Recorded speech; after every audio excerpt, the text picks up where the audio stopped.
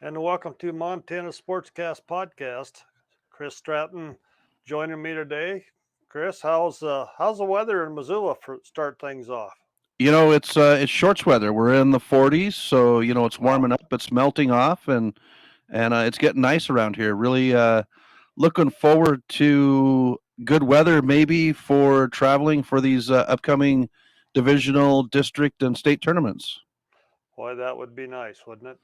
Yeah, it always seems like we always get some sort of weather pattern to make things interesting for us when we have these tournaments coming up.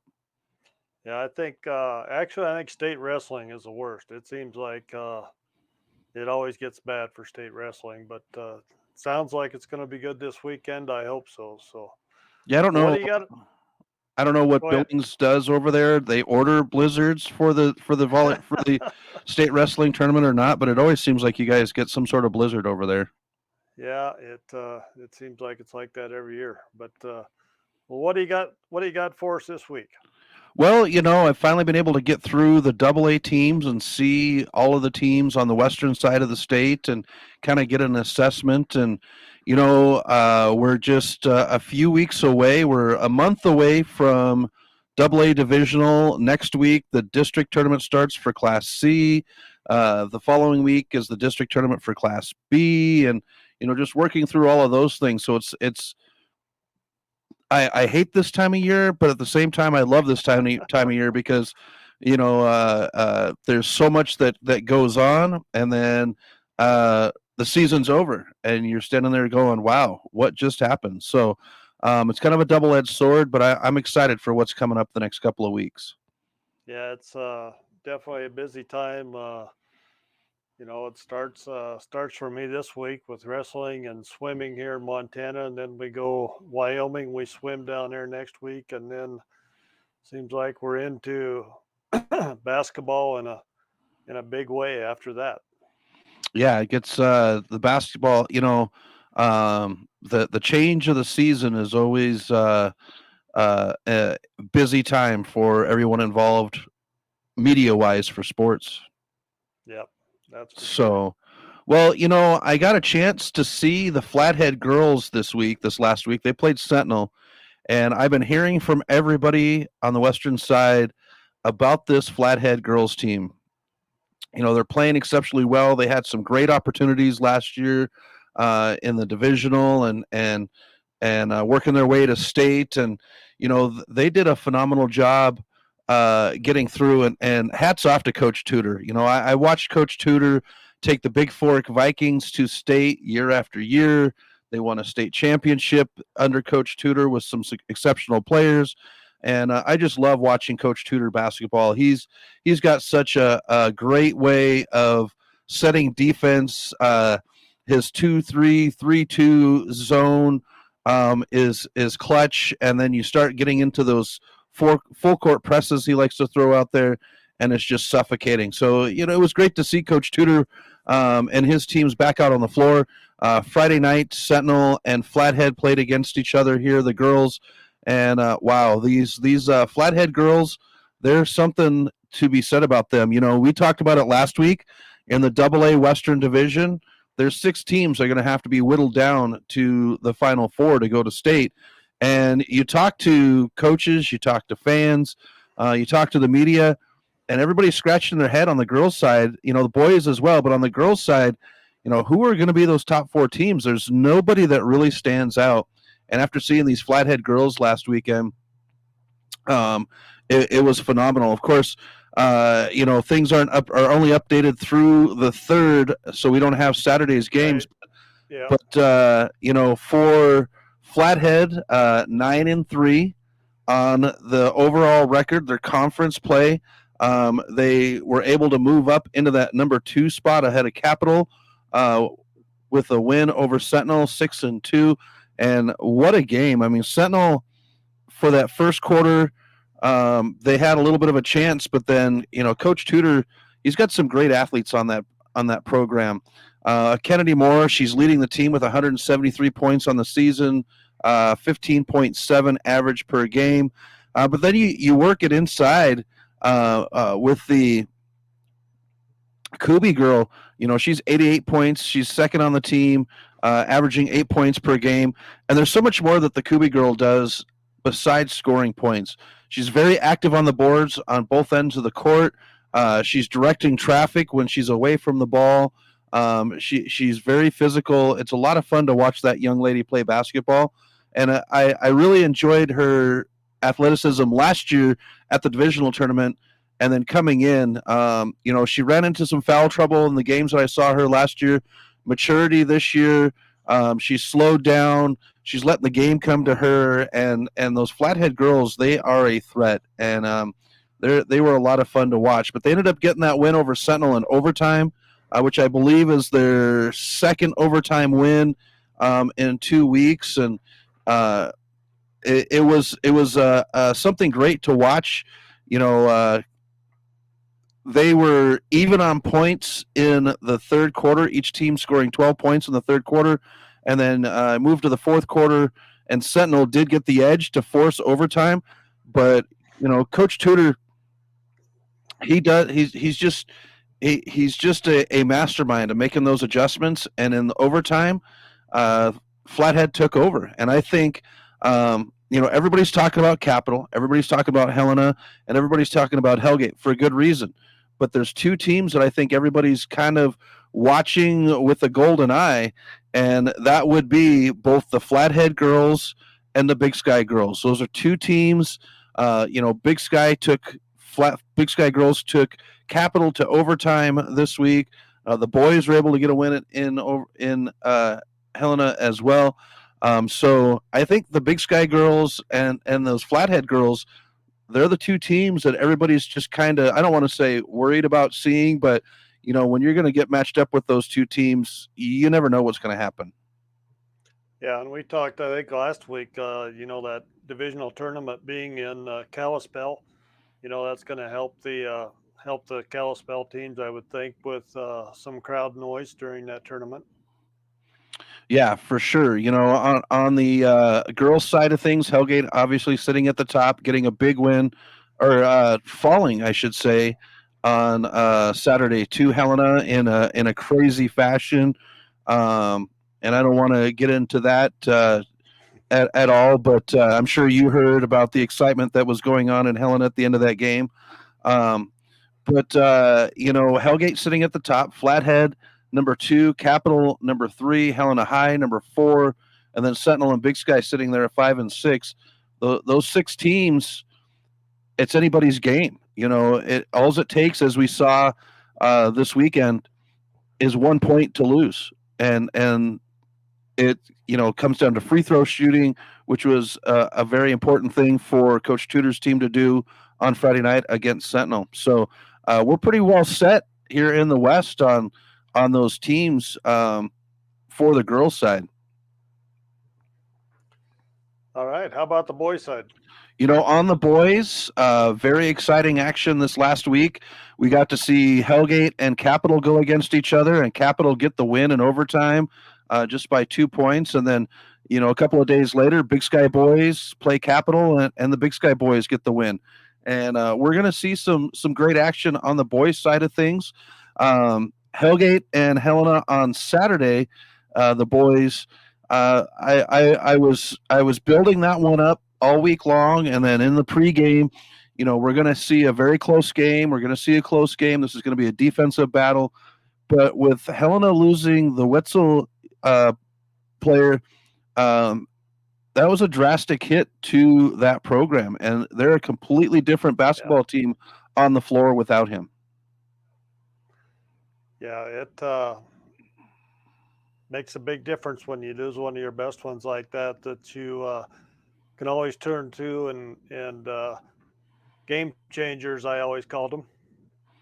For sure. And Hellgate in the state-wise ranked third. You can see there both the boys and the girls uniquely ranked in the number 3 spot. And those top 5 teams statewide, West, Bozeman, Hellgate, Helena, and Capital, outside of Helena, I think those teams are going to be the ones that we're going to be watching pretty hard at the state tournament coming up. Yeah, I agree. And I want to thank Lowe for use his stats here. But we can pull up the power rankings here as well this past week and maybe blow that up a little bit. But yeah, as you talked about Hellgate, one poll got him two, one poll's got him three there. So it's but Well, and that Hellgate boys program, Coach Hayes, he always takes what he gets and does a phenomenal job with it. And you've got Asher Top coming back. The Knights were without him for a little while, and losing Asher Top was a big thing. But coming back, um, uh, they've got key players on that boys program. You've got the outside shooting, but then you've also got Roseman and Head Swift under the basket. Very unselfish play. They look for the extra pass. So, I'm excited to see West, Bozeman, and Hellgate for sure, and Capital all participate in their divisional tournaments and see how they come out. Of course, last year we had a top team lose out in the divisional tournament and is shocking.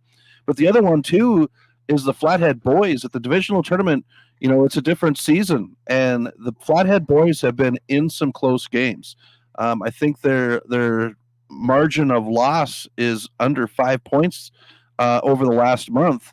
And they only have a 1-11 record. They're 1-7 in conference play. The Flathead boys are, but they could get into a groove and they could shock some people at the state tournament. I mean, at the divisional tournament, and maybe get themselves a bid to get to state. so when was the last time that you saw the Sentinel boys as these standings are at 1-7, Chris? It's been about 2 weeks since I've seen the Sentinel boys. They're kind of a young team. I get to see them tomorrow night. I've actually got two crosstown doubleheaders this week. I've got Hellgate at Sentinel tomorrow, and then on Friday it's Big Sky at Sentinel. And we'll get a real good look at how the Sentinel team has progressed over the last month and going into the divisional tournament.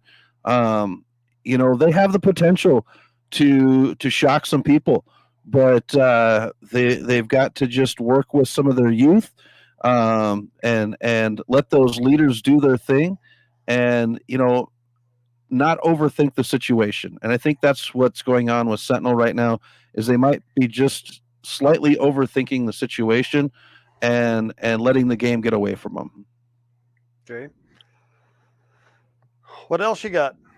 Well, we've been talking about Hellgate. We've been talking about Helena. We've been talking about Capital, but I want to go back to these two Big Sky teams. The girls.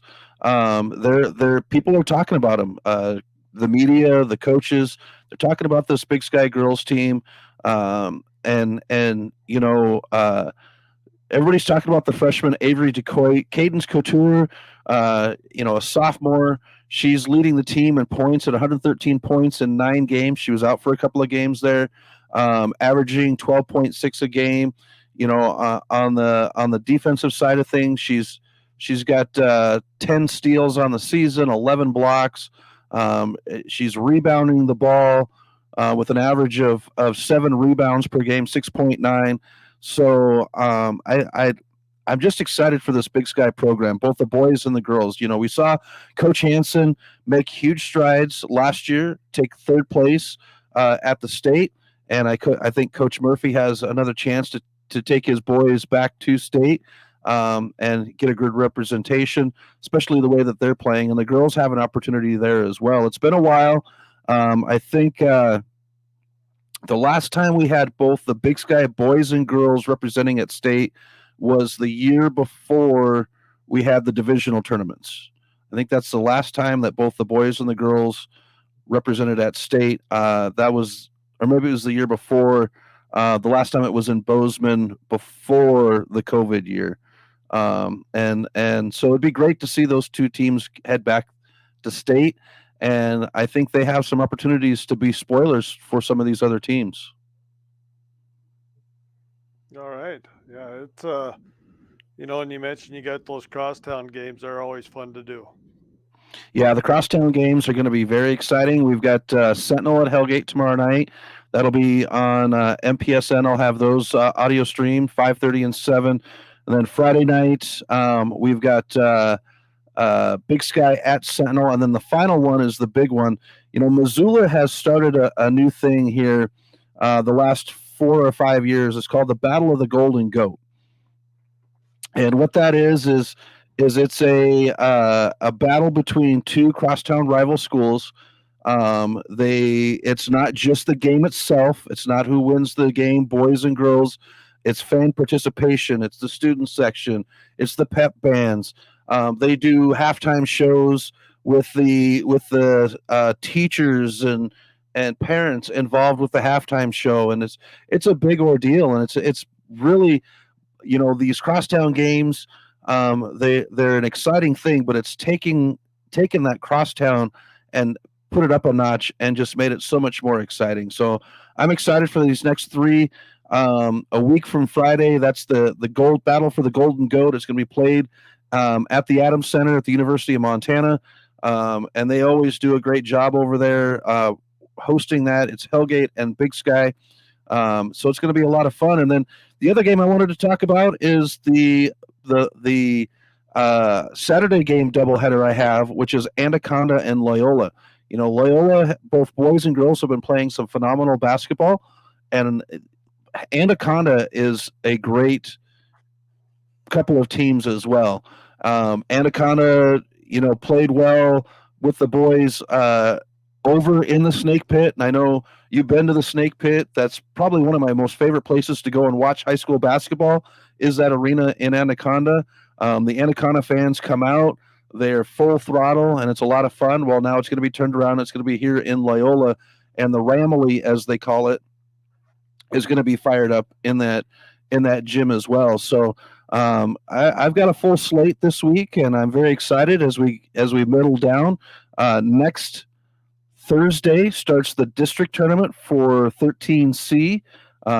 That's going to be a lot of fun. We're hoping that our Valley Christian boys and girls will be able to get something going there and maybe make it to divisional. And then, you know, the week after that, we get divisional in Anaconda for the 6B, and just move forward one chunk at a time, getting into these postseason tournaments. Yeah, definitely going to be some good basketball, you know, and that's one nice thing about doing these podcasts is I've kind of learned from you guys that come on with me about the different teams around the state, and you know, it's makes it a lot more fun when I get a full picture of what's going on in each area. Yeah, you know, it's great that you have that opportunity to have this, and having the opportunity to be able to listen in with everybody. You know, Blake Hempstead over there in Anaconda, who's does Copperhead radio over there. You know, he's so informative about what goes on, and being able to listen to what he has to say about what's going on in his area, and then also being able to hear from the guys on the other side of the state as well, and being able to keep up with that. You know, it's not something that we've ever been able to do. So I'm proud to be involved with it and educated being involved with these programs. Yeah, it's definitely a lot of fun, and uh, definitely enjoying it. Do you have one of those couple of those players that never get talked about? Yeah, you know, we did talk about Cadence Couture, but the other one out of Big Sky Girls is Audrey Hale. Audrey's a junior this year. Last year, she was the ball handler. She ran that offense. She ran the team for Big Sky. And this year, she's kind of taken a step back, let Avery DeCoit step in, and she's shown a lot of maturity. Of course, when it comes down to it, she's still in there. Amongst the trees, banging for rebounds, and you know, getting those long balls, and shooting the three, and just directing traffic away from the ball. So you know, Audrey Hale, she's done a great job this year, stepping back and letting the younger Avery DeCoit kind of take over things for the Hellgate girls. And then, you know, on the boys' side of things, I'm looking at Loyola Noah Haffey. He's a junior over at Big Sky, 6'3", so he's one of the bigs. He usually plays the four, down there at the power forward position and banging down there. But the young man can step outside the arc and he can knock down the three ball. And I think he's shooting right around 60% from beyond the arc, as one of the bigs. And it's just something that we've seen develop into the game. And then he and Reynolds Johnston, on the defensive side of things, if you're not set, they're going to take the ball away from you. They're blocking machines, they're steal machines. So Noah Haffey out of Loyola is the boys' side. All right, one more quick question for you before I let you go, Chris. The Graham girl for Butte High got 18 points against Crosstown near Butte Central in the big barn at the Civic Center. She's an eighth grader. Do you guys have any eighth graders playing at any of the Missoula schools, or do you know of any other eighth graders playing at the AA level? Not at the double A level. That's something that's been talked about quite a bit. Letting the eighth grader play up. I know it happens quite a bit in Class C, a little bit in Class B because it's a numbers game. But that girl has got some talent. Only as an eighth grader, we're going to get to see her play for 4 more years. It's very exciting when you see that young talent come up. It likens back to about 5 years ago when the average starting lineup would have two freshmen in it on the double A girls side. So I love seeing it. Very excited. Just hope that she's able to carry that torch through the next 4 years. Yeah, it'll be fun. That'll be fun. So, well, Chris, I want to thank you for coming on once again, and always look forward to hearing your reports about the area schools up in Missoula, and we'll catch up with you next week. All right. Thanks, Bob. I appreciate it.